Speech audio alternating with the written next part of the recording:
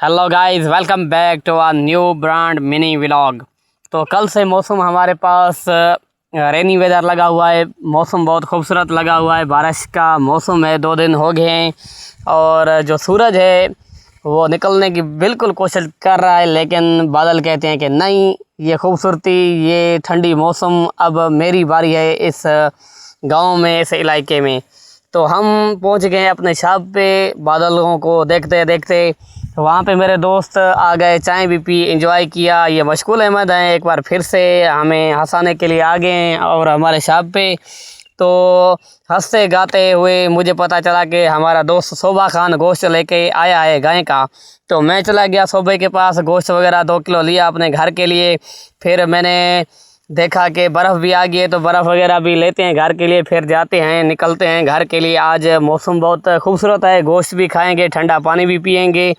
फिर मैं गया अपने शॉप पे, तो वहाँ पे मेरा दोस्त आया हुआ था, उमर फारूक, जो रब निवास के भाई हैं। ये काफ़ी दिन से ये गायब होते हैं, तो शॉप पे नहीं आते, क्योंकि इसके बड़े भाई यूनिवर्सिटी से आ गए हैं, रब निवास। तो उसको ही कहते हैं कि आप चले जाओ शॉप पे, मैं इंजॉय करता हूँ छुट्टियों को अपने घर में, अपने विलेज में। तो ये भाई भी परेशान था, यार छोटे भाई नहीं आते, मैं अकेले थक जाता हूँ। उसके बाद मैं और मेरे छोटे भाई भी निकल पड़े अपने घर की तरफ, सामान वगैरह घर का लेके और ज़मीन का भी सामान लेके, जो चावलों की फसल को हम देते हैं, खाद वगैरह, वो भी लेके आए थे। छोटे भाई ने कहा कि अब पानी लगाया हुआ है इस चावलों को, फिर देखते हैं क्या बनता है। फिर ये खाद वगैरह भी देंगे, दवा भी देंगे।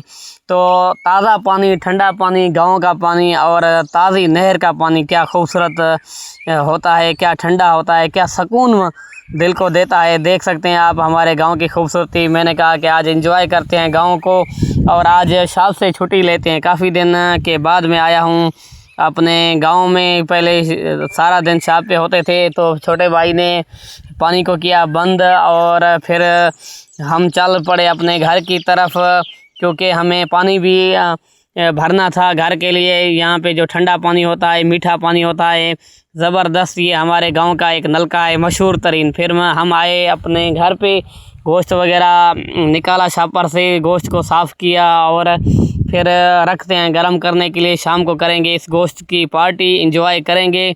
उम्मीद है कि आज का व्लॉग आप लोगों को अच्छा लगा होगा और उसके साथ साथ शोभे की भी बड़ी मेहरबानी, जिसने इस ठंडी मौसम में हमें गोश्त खिलाया और एंजॉय करवाया।